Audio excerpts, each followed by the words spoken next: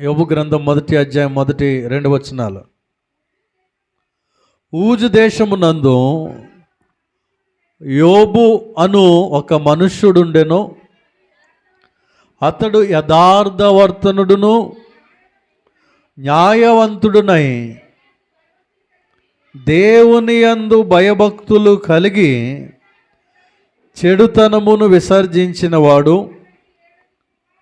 అతనికి 7 కుమారులను 3 కుమార్తెలను కలిగిరి. దేవునికి స్తోత్రం, హల్లెలూయా.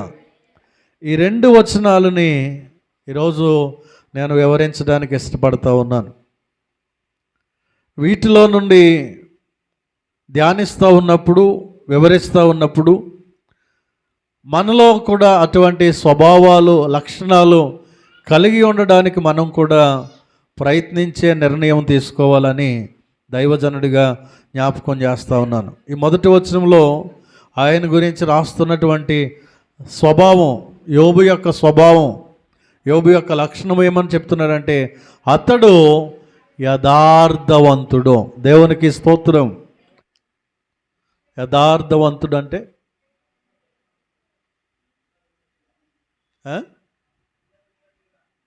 ఉన్నది ఉన్నట్లుగా,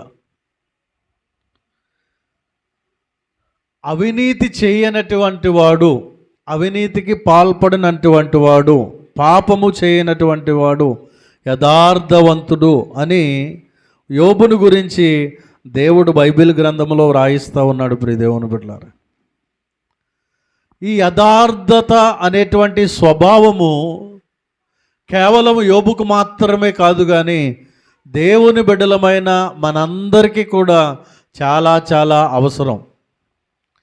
దేవుడు మనల్ని ఎలా పుట్టించాడు చెప్పండి? దేవుడు మనల్ని ఎలా పుట్టించాడు? ఎలా పుట్టించాడు? మట్టి ద్వారా పుట్టించాడంట. ఇంకా ఆయన పోలిక ద్వారా పుట్టించాడంట. ఇంకా ఆయన జీవం మనలో పుట్టించాడంట. ఇంకా 2 పిల్లల్ని ఎత్తుకుని బాగానే ఉన్నారు చెప్పండి. చూడండి దేవుడు మనుషుల్ని ఎలా పుట్టించాడంటే, ప్రసంగి గ్రంథం 7వ అధ్యాయము 29వ వచనం చదవండి. ఇది ఒకటి మాత్రము నేను కనుగొంటిని. తీసుకున్నారా? ప్రసంగి 7:29. ఇది ఒకటి మాత్రము నేను కనుగొంటిని, ఏమనగా దేవుడు నరులను ఎలా పుట్టించాడంట? యథార్థవంతులనుగా పుట్టించెను. దేవునికి స్తోత్రం. దేవుడు మనుష్యులను యథార్థవంతులుగా పుట్టించెను. ఆ తర్వాత గాని అనే మాట రాయబడింది. గాని అంటే అది చాలా పెద్ద హాని. గాని వారు వివిధమైన తంత్రములు కల్పించుకొని ఉన్నారు. దేవుడైతే మనుషుల్ని యథార్థవంతులుగానే చేశాడు, కానీ మనుషులు ఏమైపోతున్నారంటే ఈ లోకానుసారమైన వాటి మీద పడి, శరీరానుసారమైన వాటి మీద పడి, వారి యొక్క సుఖభోగాలను అనుసరించి వారి యొక్క యథార్థతను విడిచిపెట్టేసేటువంటి పరిస్థితుల్లోనికి నేడు మనుష్యుడు వెళ్ళిపోతూ ఉన్నాడు. ప్రియ దేవుని బిడ్డలారా, యథార్థంగా ఉంటే అన్నీ లభించవు. యథార్థంగా ఉంటే మనం కోరుకున్న అన్ని పనులు జరగవు. యథార్థంగా ఉంటే ఏమీ లేనట్టుగానే ఉంటాం. కాబట్టి యథార్థతను విడిచిపెట్టేస్తే, వక్ర మార్గంలో వెళ్తే, అవినీతితో వెళ్తే ఏదైనా సంపాదించుకోవచ్చు అని మానవుడు తన సుఖభోగాల నిమిత్తం, తన సంతోషము నిమిత్తం, ఇహలోకమైనటువంటి భోగభాగ్యాల నిమిత్తం యథార్థతను విడిచిపెట్టేస్తున్నాడు. దేవుడు మనుషులను యథార్థవంతులుగా పుట్టించును, కానీ వారు వివిధమైన తంత్రములు, అంటే ఈ లోకానుసారమైన కొన్ని విషయాల్లో వారు కూరుకుపోనిపోయి, కొన్ని విషయాలకు లోబడిపోయి, కొన్ని విషయాల చేత ప్రేరేపించబడి యథార్థతను కోల్పోతూ ఉన్నారు. ప్రియ దేవుని బిడ్డలారా, దేవుడు చేయడం మాత్రం మనల్ని యథార్థవంతులుగానే చేశాడు. యోబు తన యథార్థతను కాపాడుకున్నాడు. తాను బ్రతికినంతకాలము యథార్థంగా జీవించాడు యోబు. గనుకనే అతని గురించి సాక్ష్యం ఇస్తున్నాడు. ఊజు దేశమందు ఒక మనుష్యుడుండెను, అతడు యథార్థవంతుడు. పెనుగుల్లో ఒక మనుష్యుడుండెను, పెనుగుల్లో ఒక స్త్రీ ఉండెను అని మనల్ని గురించి కూడా దేవుడు సాక్ష్యం ఇచ్చే విధంగా మనము యథార్థవంతులుగా యథార్థంగా జీవించడానికి ప్రయత్నించాలని దైవజనుడిగా నేను మిమ్మల్ని కోరుతా ఉన్నాను. మనం యథార్థంగా జీవించినప్పుడు వంకర మార్గంలో వచ్చేటువంటి లాభాలు మనకు రావు. అక్రమమైన మార్గంలో సంపాదించే సంపాదనలు మనం అనుభవించలేము. కానీ యథార్థంగా మనం జీవిస్తేనంట చక్కటి మాట 84వ కీర్తనలో చెప్తాడు చూడండి. 84వ కీర్తన 11వ వచనంలో 2వ భాగం చదవండి. యథార్థముగా ప్రవర్తించు వారికి ఆయన ఏ మేలును చేయక మానడో. దేవునికి స్తోత్రం, హల్లెలూయా. యథార్థంగా ఉంటే, డ్యూటీలో స్ట్రిక్ట్గా ఉంటే, మనం చేసే ఉద్యోగంలో స్ట్రిక్ట్గా ఉంటే, మనం చేసే పనిలో స్ట్రిక్ట్గా ఉంటే మనకు కొంతే రాబడి వస్తూ ఉంది. దాని ద్వారా ఎప్పుడు మనం అన్ని చేసుకోగలుగుతాం అని వంకర మార్గంలోకి వెళ్ళిపోతున్నాడు మనుషుడు నేటి దినాల్లో. కానీ యథార్థంగా జీవిస్తేనంట, యథార్థంగా జీవిస్తే దేవుడు అంటున్నాడు, యథార్థంగా ప్రవర్తించు వారికి ఆయన ఏ మేలు కూడా చేయకుండా మానడంట. యోబు యథార్థంగా జీవించాడు కనుక ఆయన గురించి రాయబడింది, ఆ ఊజు దేశములో అందరికంటే కూడా ధనవంతుడిగా దేవుడు అతన్ని ఆశీర్వదించాడు. దేవునికి స్తోత్రం, హల్లెలూయా. యథార్థవంతులుగా మనం ఉండాలి. ఎందుకు యథార్థత గురించి ఎంత ప్రాధాన్యత అంటే, యథార్థత అనేటువంటి స్వభావం ఎంత ప్రాముఖ్యమైనదో 15వ కీర్తనలో చెప్తున్నాడు చూడండి. 15వ కీర్తన మొదటి 2 వచనాలు చదువుదాం. యెహోవా, నీ గుడారములో అతిథిగా ఉండదగిన వాడెవడు?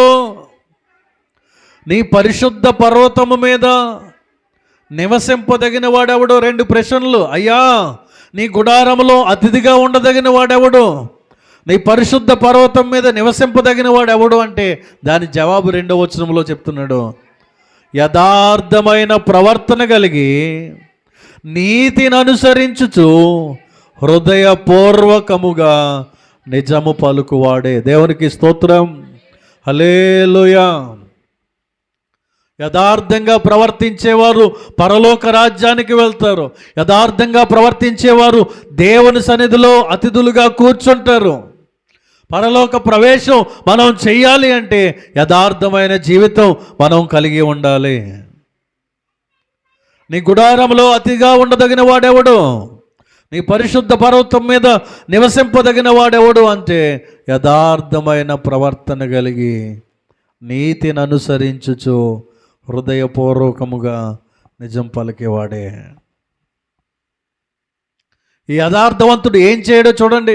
ఏం చేయడు యథార్థవంతుడు? 3వ వచనంలో, ఈ యథార్థవంతుడు నాలుకతో కొండెములాడడు, తన చెలికానికి కీడు చేయుడు, తన పొరుగువాని మీద నిందమోపడు, అతని దృష్టికి నీచుడు అసహ్యుడు, అతడు యెహోవా యందు భయభక్తులు గలవారిని సన్మానించును.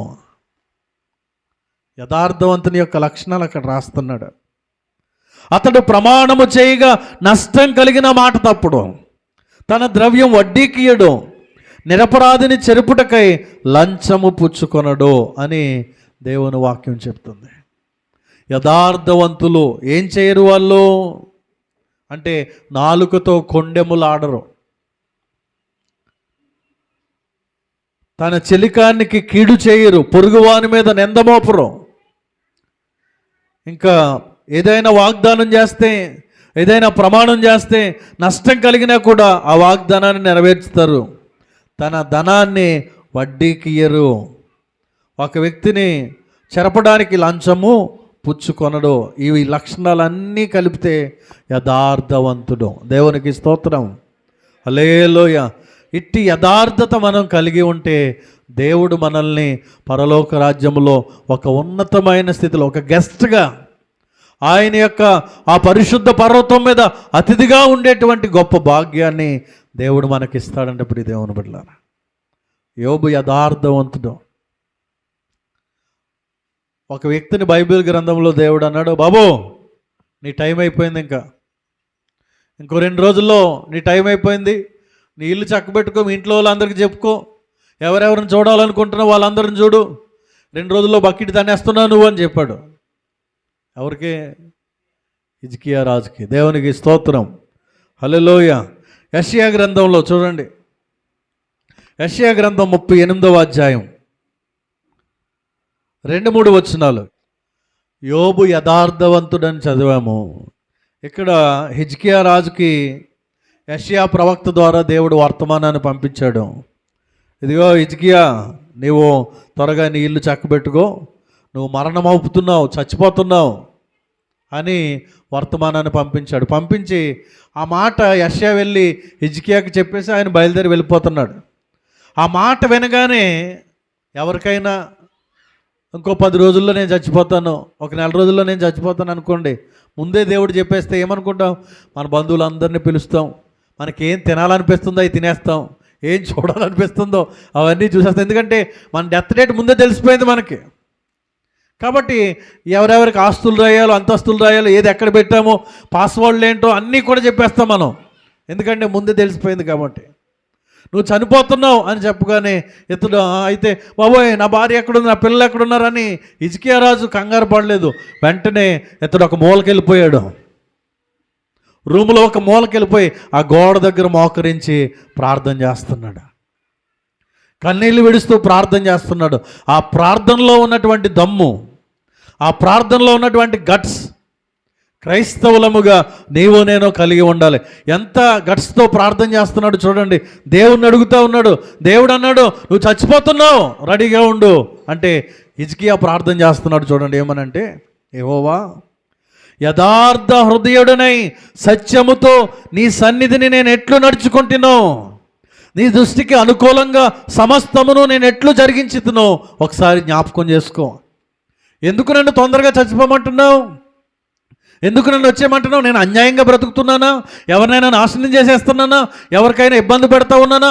నేను యథార్థంగా జీవిస్తున్నాను కదా, సత్యాన్ని అనుసరిస్తున్నాను కదా, నీ దృష్టికి ఏది అవసరమో ఆ ప్రకారమే నేను నడుస్తున్నాను కదా, నీకు ఇష్టం లేనిది నేను ఏదైనా చేశానా ప్రభువా అని దేవునికి ప్రార్థిస్తూ ఉన్నాడు. ఈరోజు ఆయన సన్నిధిలో ఈ మాటలు వింటున్నటువంటి మనం ఈ విధమైన ప్రార్థన చేయగలిగినటువంటి దమ్ము, అటువంటి స్థితి మనం కలిగి ఉన్నామా? ఒకవేళ దేవుడే ఈరోజు నీ వచ్చేయి, నీ టైం అయిపోయిందంటే కనుక, నేను యథార్థంగా ఉన్నాను ప్రభువా, నాలో ఏది పాపం లేదు, నేను ఎవరికి అన్యాయం చేయలేదు, ఎవరి మీద కొండాలు మాట్లాడలేదు, ఎవరి మీద నిందలు మోపలేదు, ఎవరిని చెరపడానికి ఎవరికి కీడు తలపెట్టలేదు, సత్యాన్ని అనుసరించి నడుచుకుంటున్నాను, నేను నీ దృష్టికి అంగీకారమైనటువంటి నడత నేను జీవిస్తూ ఉన్నాను, ఎందుకు నన్ను వచ్చేయమంటున్నావు అని ప్రార్థించగలగ భక్తి మనలో ఉందా? కానీ హిజ్కియాలో ఉంది. హిజ్కియా డేర్గా ప్రార్థన చేశాడు, ప్రభువా నేను యథార్థంగా ఉన్నాను, ఎవరికి అన్యాయం చేయలేదు, అది నేను అవినీతికి పాల్పడలేదు, సత్యాన్ని అనుసరించాను, నీ దృష్టికి అనుకూలంగా ప్రవర్తించాను అని ఎప్పుడైతే ఆ మూలకెళ్ళి ప్రార్థన చేశాడో, ఏ మాట అయితే ప్రవక్తకి చెప్పాడు దేవుడు, ఆ ప్రవక్త యెషయా ఇంకా ఇంటికి వెళ్ళలేదు, దారిలోనే ఉన్నాడు. మరలా దేవుడు యెషయాతో మాట్లాడుతున్నాడు, యెషయా నువ్వు తిరిగి వెళ్ళి హిజ్కియాతో చెప్పు, నేను మరలా అతనికి 15 సంవత్సరాలు ఆయుష్ పొడిగిస్తున్నాను. దేవునికి స్తోత్రం, హల్లెలూయా.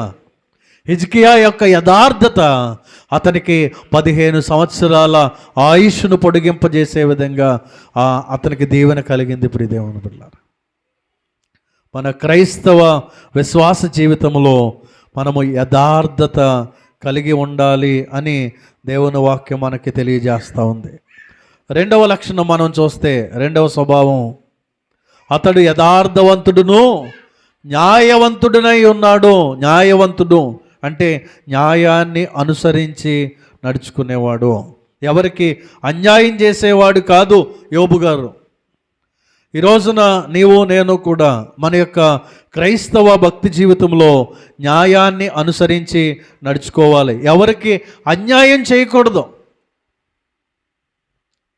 అన్యాయం చేయకూడదు ఎవరికి కూడా. ఈ రోజుల్లో కోర్టులు కూడా వాటి యొక్క విలువలను పోగొట్టుకుంటున్నటువంటి పరిస్థితులు మనం చూస్తూ ఉన్నాం.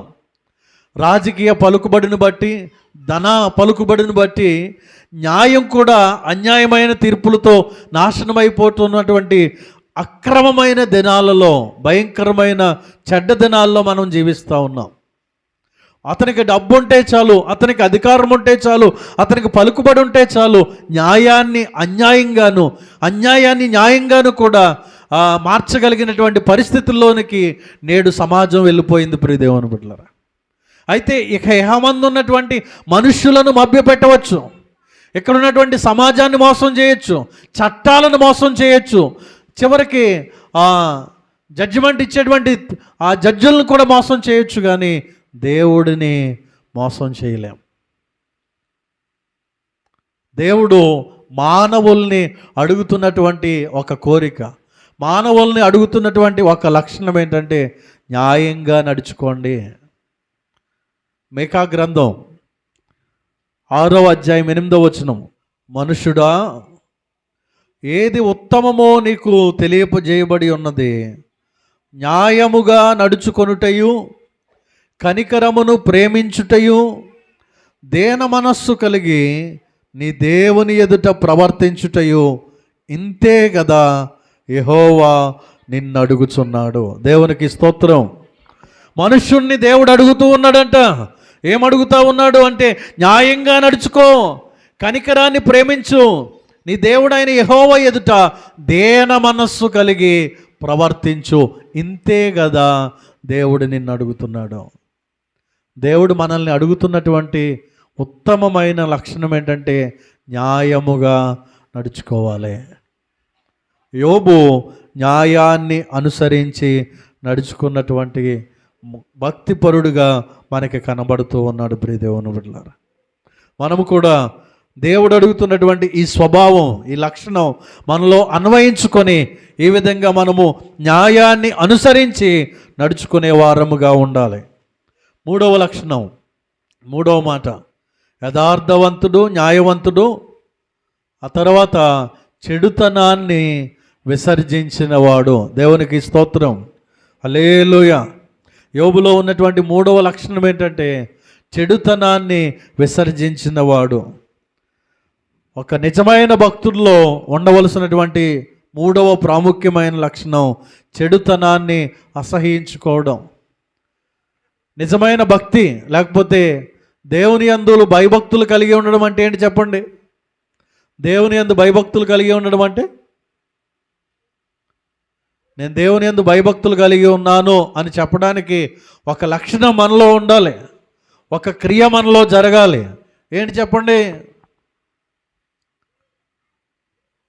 యెహోవా యందు భయభక్తులు కలిగి ఉండడం అంటే సామెతల గ్రంథము 8వ అధ్యాయము 13వ వచనము, నేను దేవుని యందు భయభక్తులు కలిగిన దానిని, నేను దేవుని యందు భయభక్తులు కలిగిన వాడను అని మనం చెప్పుకుంటే సరిపోదు.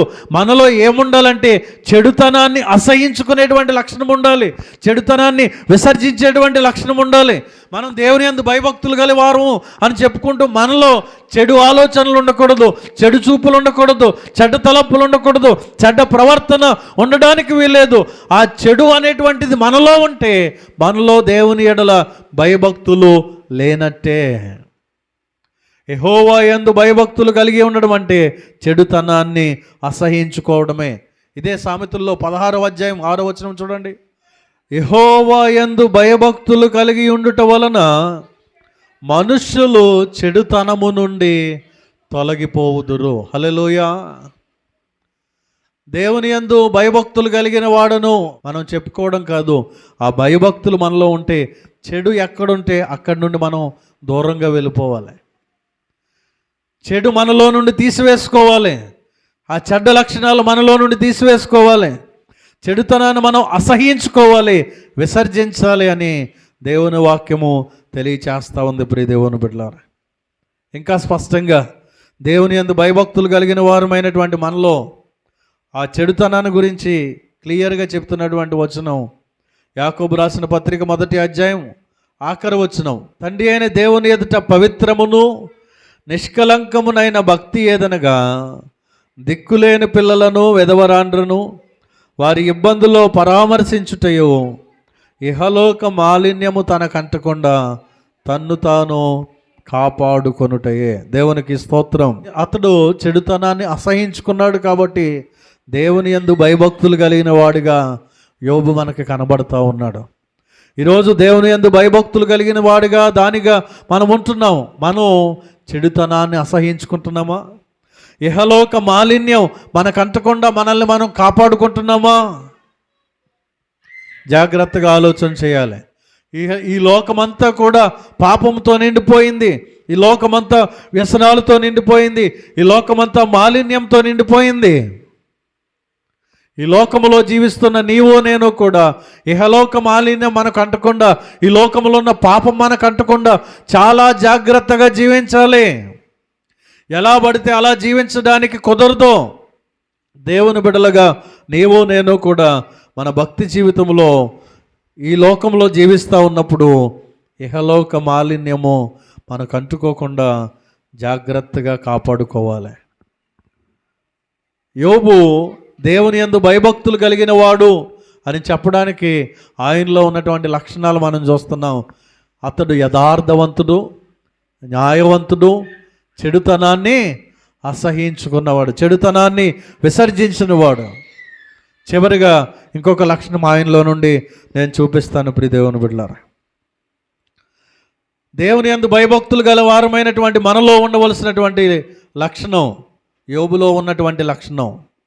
మొదటి అధ్యాయం, యోబు గ్రంథం మొదటి అధ్యాయం 21-22 వచనాలు. నేను నా తల్లి గర్భములో నుండి దిగంబరినై వచ్చితిని, దిగంబరిగానే అక్కడికి తిరిగి వెళ్ళదను. యెహోవా ఇచ్చెను, యెహోవా తీసుకొని పోయెను. యెహోవా నామమునకు స్తుతి కలుగునుగాక. ఈ సంగతులలో ఏ విషయమందునో యోబు ఏ పాపము చేయలేదు, దేవుడు అన్యాయము చేసినని చెప్పలేదు. దేవునికి స్తోత్రం. హల్లెలూయా. యోబులో ఉన్నటువంటి గొప్ప విశ్వాసం, మనము కలిగి ఉండవలసినటువంటి విశ్వాసం ఇదే. ప్రియ దేవుని బిడ్డలారా, అన్నీ మంచిగా ఉన్నప్పుడు, అన్నీ బాగున్నప్పుడు, మనకు అనుకున్నవన్నీ కూడా సఫలమవుతూ ఉన్నప్పుడు, మనం ప్రయత్నిస్తున్న ప్రతి ప్రయత్నము కూడా విజయవంతంగా ముందుకు సాగుతూ ఉన్నప్పుడు దేవునిలో ఉండడం గొప్ప కదా. మనం ఏ ప్రయత్నం చేస్తూ ఉన్నా ఫెయిల్ అయిపోతున్నప్పుడు, మనం ఎన్ని ప్రార్థనలు చేస్తున్నా కూడా ఆ కార్యం జరగలేనప్పుడు, మనం ఎంతగా నిష్ఠగా ఉన్నా, పరిశుద్ధంగా ఉన్నా, దేవుని యొక్క దీవెనలు ఆశీర్వాదాలు లేకుండా, ఆర్థిక స్థితిగతులు కావచ్చు, ఆరోగ్య స్థితిగతులు కావచ్చు, అన్నీ ప్రతికూలంగా ఉన్నప్పుడు దేవుని అందలి విశ్వాసాన్ని మనం విడిచిపెట్టకూడదు. అన్నీ బాగున్నప్పుడు, ఆరోగ్యం బాగున్నప్పుడు విశ్వాసంగా ఉండడం, జేబు నిండా డబ్బులు ఉన్నప్పుడు విశ్వాసంగా ఉండడం, ఏ అప్పులు లేకుండా ఉన్నప్పుడు విశ్వాసంగా ఉండడం, ఇంట్లో ఏ లోటు లేనప్పుడు విశ్వాసంగా ఉండడం అందరూ ఉండగలుగుతారు. అది కాదు నిజమైన విశ్వాసం. ఏంటంటే మనలో ఏమీ లేనప్పుడు కూడా, మన పరిస్థితులు చేయిజారిపోయినప్పుడు, మన పరిస్థితులు తలకిందులు అయిపోయినప్పుడు, మనం ఊహించనిది అకస్మాత్తుగా మన మీదకి వచ్చి పడినప్పుడు మనము దేవునిని విడిచిపెట్టకూడదు, దేవుని యందు నమ్మకాన్ని విడిచిపెట్టకూడదు. యోబులో నుండి మనం నేర్చుకోవలసిన ప్రాముఖ్యమైన లక్షణం ఇదే.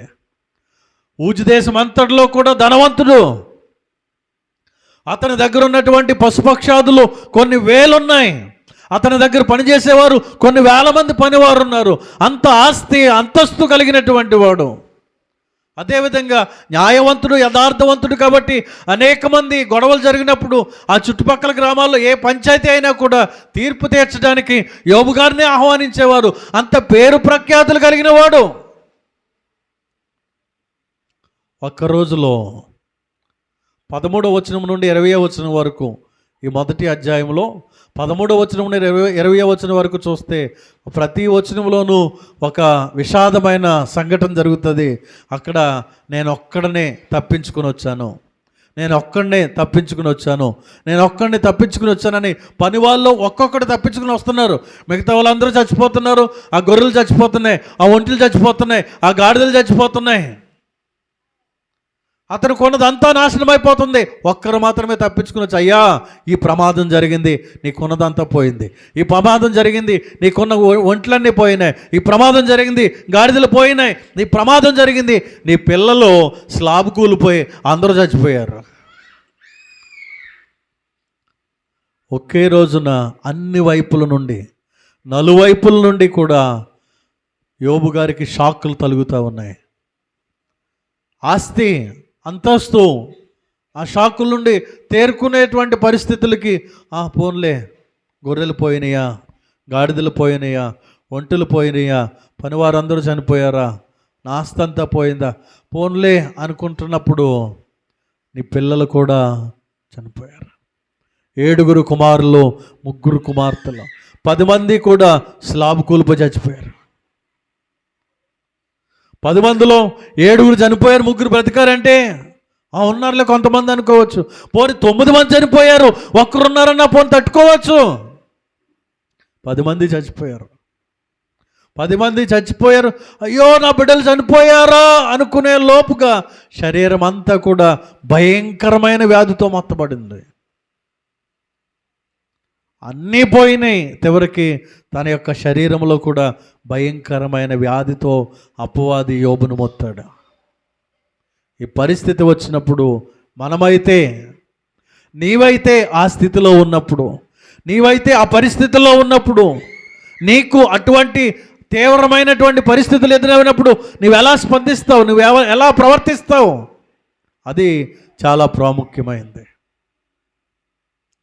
దేవుడే నాకు అన్యాయం చేశాడు, దేవుడే నా పిల్లల్ని తీసుకెళ్ళిపోయాడు, ఆయనకే కనుక కనికరం ఉంటే కనీసం 2-3 బ్రతుకుదురు కదా, మొత్తం 2000 ఇడ్లు ఎందుకు చచ్చిపోయినాయి, లేదా ఒంట్లన్నీ ఎందుకు చచ్చిపోయినాయి, ఒంట్లు చచ్చిపోయి గొర్రెలన్నా బ్రతకొచ్చు కదా అని ఈ విధంగా కోనరాగాలు తీస్తే మనం బాధపడతా ఉంటాం.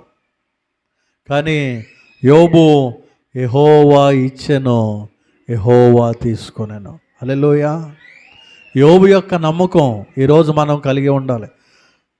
నాకు చాలా ఇష్టమైనటువంటి మాట ఇది, ప్రియ దేవుని బిడ్డలారా. నేను బాగా బలంగా నమ్మేటువంటి నమ్మకం కూడా ఇది. ఏంటంటే ఏది దేవుని చిత్తం లేకుండా ఏది జరగదు అనేది నా ప్రగాఢమైన విశ్వాసం. యోబు అదే నమ్ముతున్నాడు. తల్లి గర్భంలో నుండి నేను దిగంబరుడిగా వచ్చాను, మరలా అలాగే వెళ్ళిపోవాలి. నా ఆస్తులు రావు, నా అంతస్తులు రావు, నా పిల్లవాళ్ళు రావు, నాకు కట్టుకున్న బిల్డింగులు నాతో రావు, నేను మరలా ఎలా వచ్చానో అలాగే వెళ్ళిపోవాలి. కాబట్టి ఇవి పోయినందుకు దేవుణ్ణి నేను అన్యాయం చేశాడన్నో, దేవునికి వ్యతిరేకంగా మాట్లాడి పాపాన్ని మూటగట్టుకోను అని అతడేమీ దేవునికి వ్యతిరేకంగా మాట్లాడలేదు. యెహోవా ఇచ్చెను, యెహోవా తీసుకొనెను. హల్లెలూయా. ఈ యొక్క ఉదాహరణ లేకపోతే ఈ మాదిరి బైబిల్ గ్రంథంలో దేవుడు ఉంచాడు అంటే మన కుటుంబాల్లో కూడా చాలా ప్రయత్నాలు ప్రతికూలంగా ఉంటాయి. మనకు అనుకున్నది, ఊహించుకున్నది కొన్నిసార్లు జరగవు. కఠినమైన పరిస్థితులు గుండా వెళ్తూ ఉంటాం. ఆర్థిక పరిస్థితులు కావచ్చు, ఆరోగ్య పరిస్థితులు కావచ్చు, కుటుంబ బంధాల్లో కావచ్చు, సమస్యలు అనేకమైనవి మనం ఊహించిన వచ్చి మన నెత్తి మీద కూర్చుండొచ్చు. అయినా కూడా దేవుని అందలి విశ్వాసాన్ని విడిచిపెట్టకూడదు. దేవుని చిత్తం లేకుండా ఇది రాదు, దేవుని చిత్తం లేకుండా ఇది జరగదు, దేవుని చిత్తం లేకుండా ఈ విధంగా అవ్వదు అనేటువంటి ప్రగాఢమైన విశ్వాసం, పూర్తి నమ్మకం మనం కలిగి ఉన్నప్పుడు దేవుడు ఖచ్చితంగా ఒక రోజున ఆ పరిస్థితులన్నిటి నుండి మనల్ని విడిపిస్తాడు. దేవునికి స్తోత్రం. హల్లెలూయా.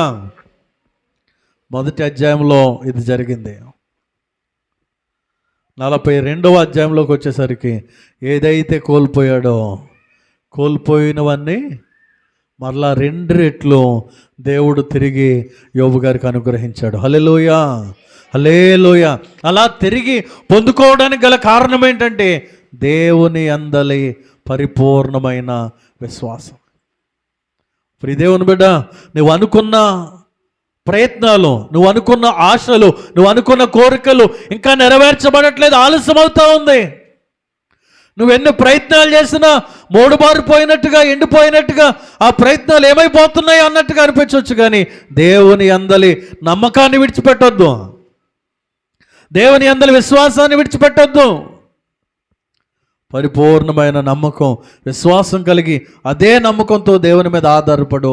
ఒక రోజు రాబోతుంది, దేవుడు రెట్టింపు ఆశీర్వాదాలతో నేను నింపబోతున్నాడు. హల్లెలూయా, హల్లెలూయా.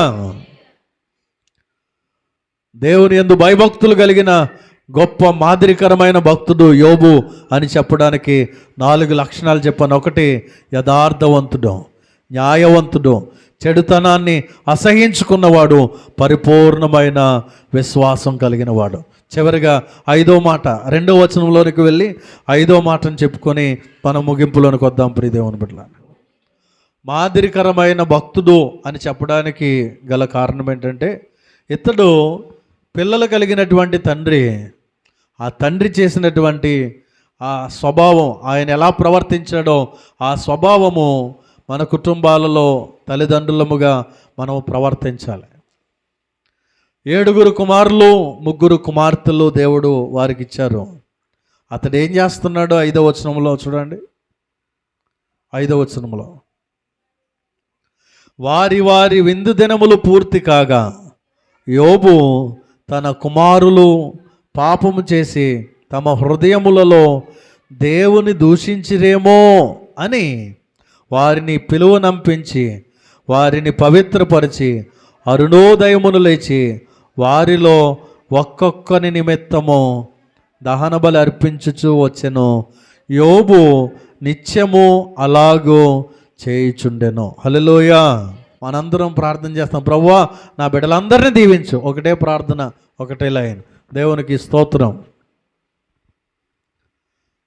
యోబు దేవుని యందు భయభక్తులు కలిగిన మంచి భక్తుడు అని చెప్పడానికి అందులో ఆయనలో ఉన్నటువంటి ఒక లక్షణం, యోబు ఒక మంచి తండ్రి. దేవునికి స్తోత్రం. హల్లెలూయా. మన బిడ్డలను మంచి మార్గంలో నడిపించాలి. మన బిడ్డలు మంచిగా ఎదగాలి, ఉన్నతమైన స్థితిలోనికి వెళ్ళాలి. మంచి పేరు ప్రఖ్యాతులు మన కుటుంబానికి, సంఘానికి, సమాజంలో మన బిడ్డలు మంచి పేరు తెచ్చుకోవాలి అంటే వారికి మంచి ఎడ్యుకేషన్ ఇస్తేనో, వారిని మంచి స్కూల్స్లో జాయిన్ చేస్తేనో, లేకపోతే వారికి విలువైనటువంటి వస్త్రాలు కొనిస్తేనో, లేకపోతే వారికి మంచి విటమిన్ ఫుడ్ పెడితేనో కాదు. మనము మన బిడ్డల కొరకు ప్రార్థన చేసి మన బిడ్డలను దేవుని యొక్క శిక్షలోను బోధలోను పెంచినప్పుడే వారు సంఘములో, సమాజములో, తల్లిదండ్రులకు, మన కుటుంబాలకి మంచి పేరు తీసుకొచ్చే పిల్లలుగా ఉంటారు. దేవునికి స్తోత్రం. హల్లెలూయా. జాగ్రత్తగా వినండి. ఈ మాటను చెప్పి నేను ముగిస్తాను. ఈరోజు గత 30 రోజులుగా వార్తలు చూస్తున్నవారు, టీవీలో న్యూస్ చూస్తున్నవారు, సెల్ ఫోన్లో న్యూస్ చూస్తున్నవారు కూడా గమనిస్తే భయంకరమైన అఘాయిత్యాలు మన ఆంధ్రప్రదేశ్లో జరుగుతూ ఉన్నాయి. భయంకరమైన అఘాయిత్యాలు. ఒక వయసుకు వచ్చిన వారు కాదు, కానీ చిన్నపిల్లల్ని, అభం శుభం ఎరిగినటువంటి చిన్నపిల్లల్ని, 6 నెలల వయసు కలిగిన పసికందు దగ్గర నుండి, 3వ తరగతి చదువుతున్న చిన్న బిడ్డ దగ్గర నుండి, 6వ తరగతి చదువుతున్న బిడ్డ దగ్గర నుంచి ఇంటర్ ఫస్ట్ ఇయర్ చదువుతున్న బిడ్డ వరకు ఈ విధంగా ఆడపిల్లల మీద జరుగుతున్నటువంటి అఘాయిత్యాలు.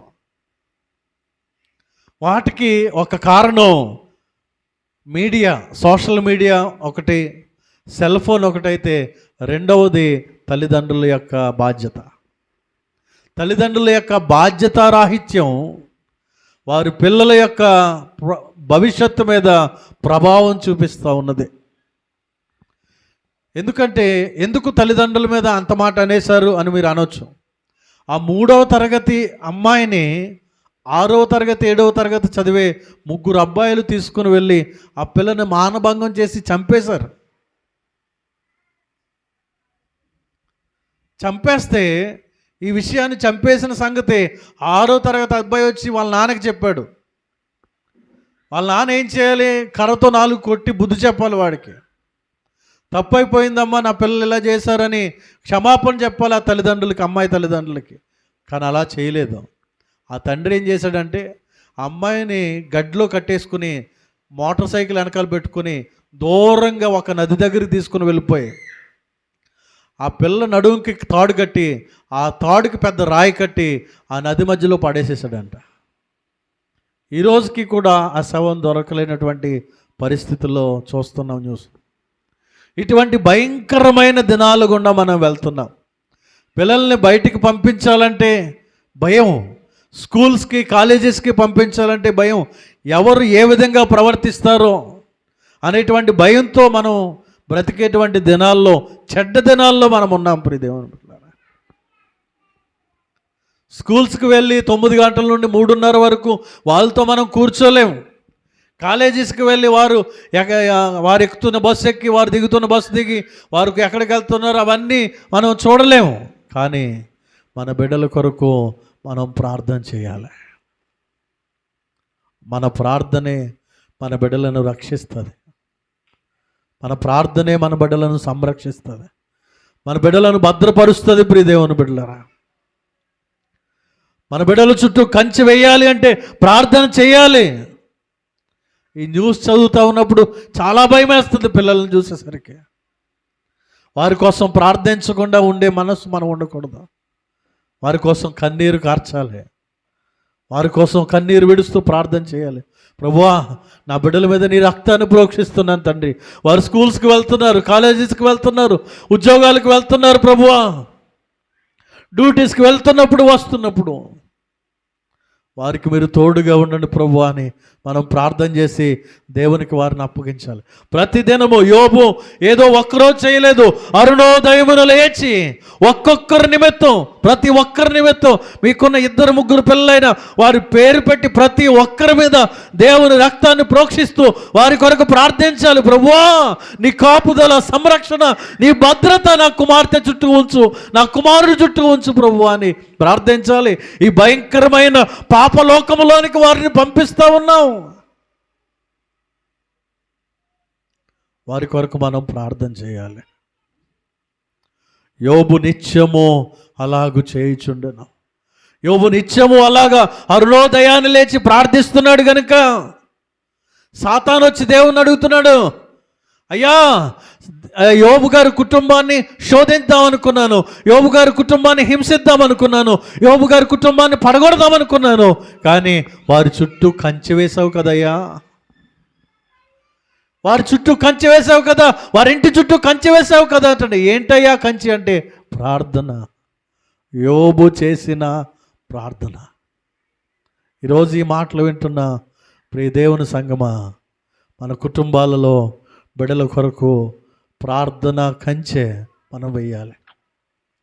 మన కుటుంబం కొరకు ప్రార్థన కంచె మనం వేయాలి. మన బిడ్డలను మనం కాపాడుకోలేము, అన్ని పరిస్థితుల్లో వారితో ఉండలేము, కానీ మనం చేసే ప్రార్థన మన బిడ్డలను కాపాడడానికి ఆయన కునుకక నిద్రించక కాపాడేటువంటి దేవుణ్ణి మనం కలిగి ఉన్నాం. హల్లెలూయా, హల్లెలూయా.